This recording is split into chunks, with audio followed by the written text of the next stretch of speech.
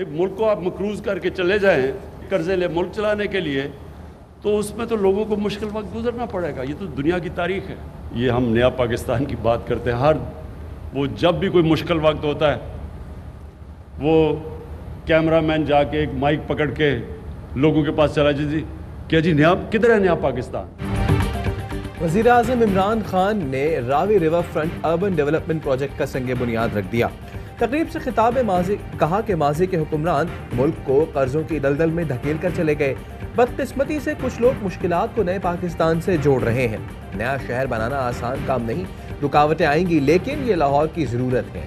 वज़ीर आला पंजाब उस्मान बुज़दार कहते हैं कि मंसूबे से 12 लाख अफराद को रोजगार मिलेगा और फिजाई आलूदगी खत्म करने में मदद मिलेगी।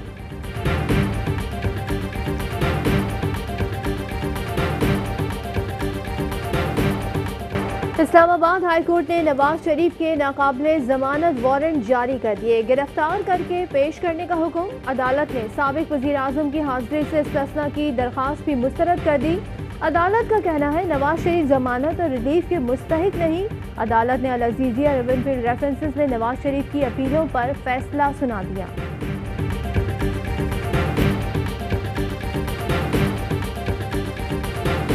पाकिस्तान में और के की गवर्नमेंट है उनमें मुआहदा भी हो चुका है और मेरी नज़र में अदालत के हुक्म के बाद नवाज शरीफ को लंदन में रखना बरतानवी हुकूमत के लिए काफ़ी मुश्किल होगा।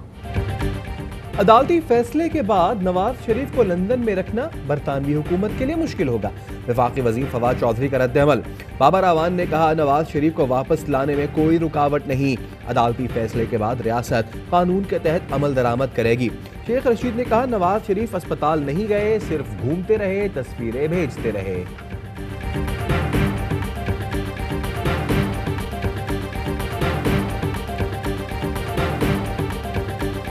काम इनके जेल में रहने वाले हैं और इनका जो फिर जब आता है अमल तो कम से कम उसमें फिर ये बिल्कुल सिफर हैं। ये फिर भागने की करते हैं, भागे हुए हैं, बाकी जो रह गए हैं वो भी भागना चाह रहे हैं। नवाज शरीफ को कानून की थोड़ी सी भी पासदारी है तो वापस आ जाएं। वफाकी वज़ीर इत्तलात शिबली फराज कहते हैं PTI ने हमेशा ग्रीन एरियाज के तहफ़्फ़ुज़ के लिए आवाज़ उठाई। ग्रीन एरिया में जेल बनाने वाले हुकाम के खिलाफ कार्रवाई होगी।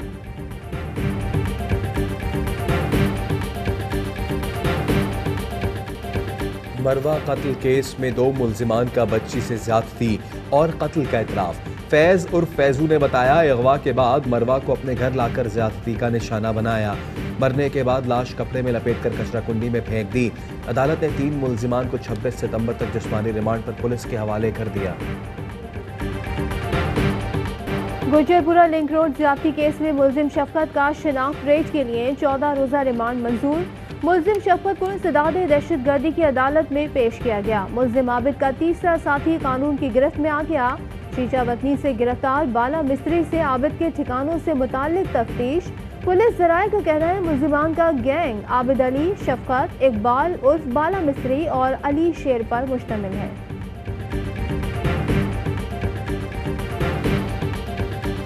मामला इतना सीधा नहीं है। किसी को मालूम था कि वो वहाँ अकेली खड़ी है, किसी को मालूम था वहाँ से हिल नहीं सकती क्योंकि पेट्रोल नहीं है। केस की जुडिशियल इंक्वायरी के बगैर किसी भी तरह की तफ्तीश को हम कम से कम मानने के लिए तैयार नहीं है। मुस्लिम लीग नून ने गुजरपुरा लिंक रोड ज्यादती केस की जुडिशियल इंक्वायरी का मुतालबा कर दिया। अज़मा बुखारी कहती हैं मामला इतना सीधा नहीं, जुडिशियल इंक्वायरी के बगैर मामले का हल मुमकिन नहीं। ज्यादती का शिकार खातून ने बयान में कहा था मैंने पुलिस से 1000 रुपए का पेट्रोल मांगा था, मुल्जिमान लूट मार के बाद मुझे 1000 रुपए देकर गए।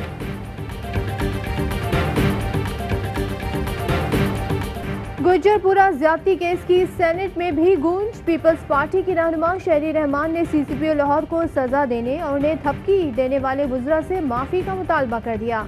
अली मोहम्मद खान का कहना था गुजरपुरा वाक़े के बाद इनकलाबी इक़दाम उठाना होंगे। सरेआम फांसी पर अपोजिशन हमारी हिमायत करे। शहबाज शरीफ के खातून ज्यादती केस से मुतालिक मुतनाज़ा बयान पर सोशल मीडिया पर बहस छिड़ गई। सार्फिन ने शहबाज शरीफ के बयान को नाकाबिल फहम करार दे दिया और कहा कि उनकी सोच सिर्फ सड़कें बनाने तक महदूद है।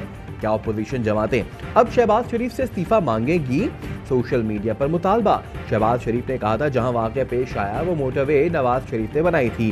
वाक़े की मजम्मत के बजाय वो मोटरवे बनाने का क्रेडिट लेते रहे। मुआविन ख़ुसूसी डॉक्टर शहबाज गिल कहते हैं अपोजिशन लीडर से अखलाक से गिरी बात पर इस्तीफा लेना चाहिए। अब देखते हैं कौन शहबाज शरीफ को हटाने का मुतालबा करता है।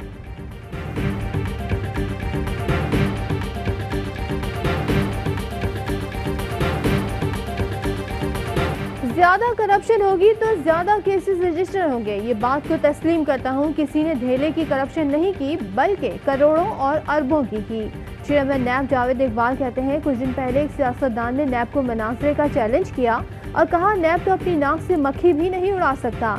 इन्हें बता दूं नैब ने कभी नाक पर मक्खी बैठने की इजाजत ही नहीं दी।